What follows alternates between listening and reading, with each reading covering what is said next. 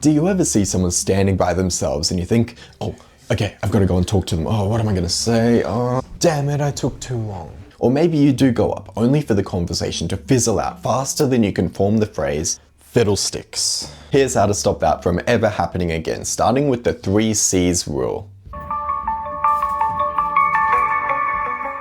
To start a conversation with anyone, ask one of these 3 types of questions. A context question like this. Sorry guys, could I ask you, where do you get that drink from? A compliment question like this. Hey bro, how often do you go to the gym? Or a cucumber question like this. So, how many inches is your cock? A conversation starter, a generic one that you memorize. But I used to ask questions kind of like this and they led to absolutely terrible conversations. And this was the reason. Here are 2 side-by-side examples. On the left, how I used to ask questions. On the right, how I ask them now.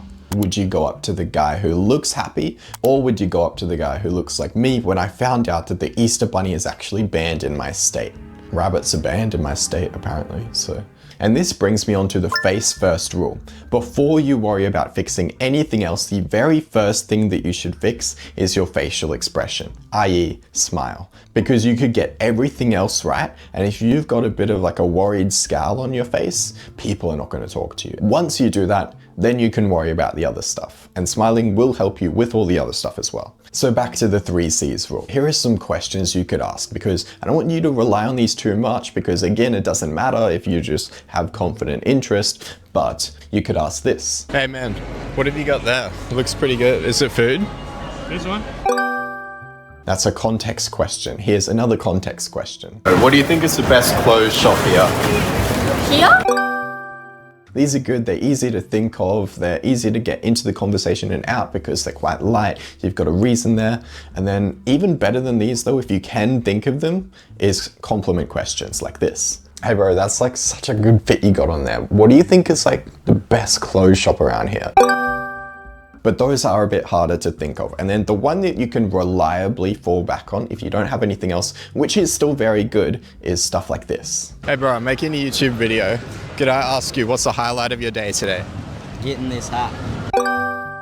The basic generic conversation starter, but you need to use good ones here. Don't use how are you, how was your day. Try to think of something that's actually going to lead to a good conversation.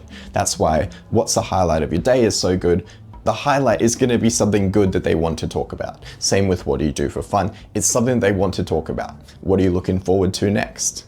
Something that they want to talk about. But again, don't overthink what the exact question is. Just pick something from this broad category, say the first one that you think of. And maybe if it's expected that you're going to be talking to people, you can just say this. Hey, what's up man? I'm Ivor, what's your name? Peter.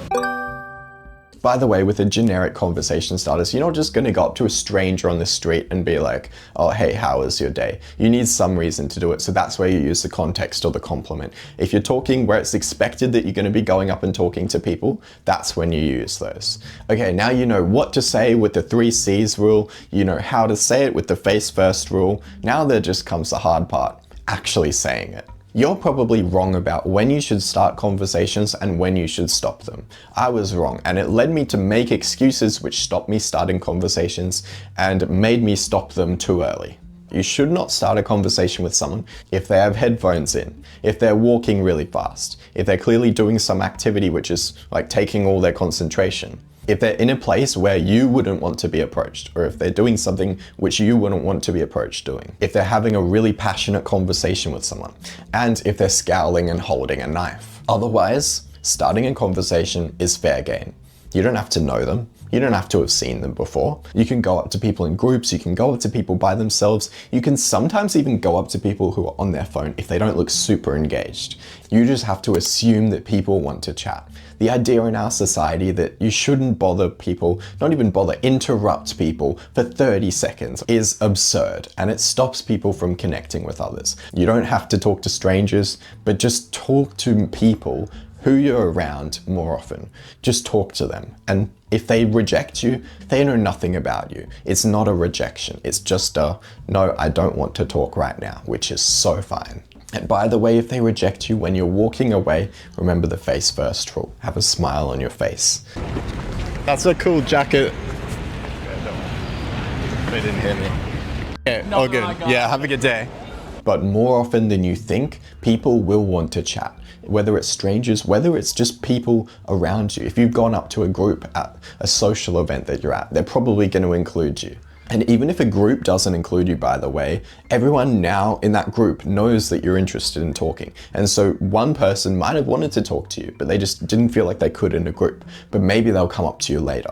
And you don't want to end conversations too early either. This is where the 3-question rule comes in, the last rule for the video. We've got the face first rule, we've got the 3 C's rule, and then the 3-question rule. The 3-question rule says that you should ask 3 questions before you give up on a conversation, before you leave. Here's an example. What was the highlight of your day? Probably crashing out in methods. Yeah.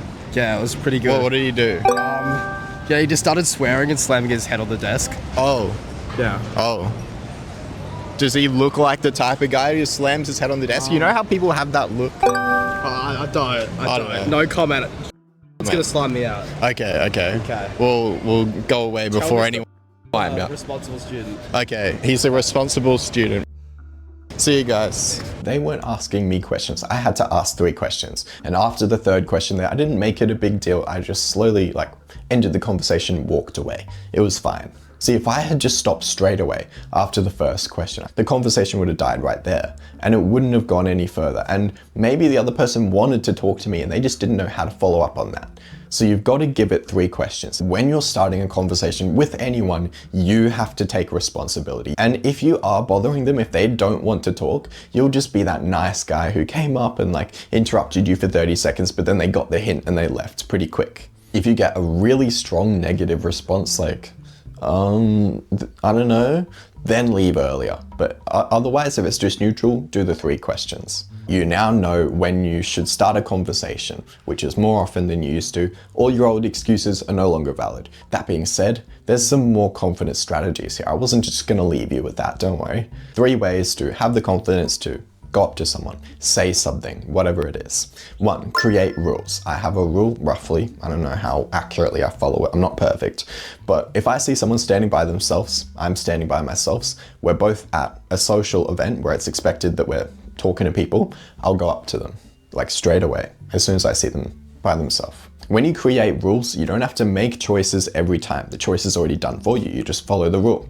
And when you make less choices, there's less chance for your anxiety to make the bad choice. The second thing is to start small. Maybe just start by nodding at someone. Maybe you're just gonna walk up to them and just say hi and introduce your name. Don't overthink how the whole conversation is gonna play out. Don't go up to a stranger and just try to have a 30-minute conversation if you've never done that before.